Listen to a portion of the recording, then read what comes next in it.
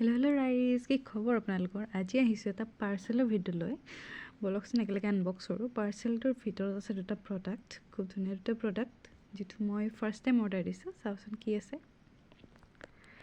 প্ৰথমতে ওলালে এটা হেয়াৰ স্প্ৰে, নেক্সট ওলালে এটা পাৰফিউম, খুব ধুনীয়া এটা পাৰফিউম লৈছোঁ। পাৰফিউমটোৰ বটলটো ইমান মৰম লগা গাইজ, কি ক'ম আপোনালোকক। এণ্ড স্মেলটো ৱাও, এইটো আৰু ধুনীয়া। মানে মই ফাৰ্ষ্ট টাইমে লৈছোঁ, ফাৰ্ষ্ট টাইম একদম অবচেছড হৈ গৈছোঁ। খুব ধুনীয়া লাগিছে, মোৰ পাৰ্চনেলি খুব ধুনীয়া লাগিছে আৰু ডেইলি ৱেৰৰ কাৰণে খুব ভাল। একদম হেভি নহয়, লং লাষ্টিঙো হয়।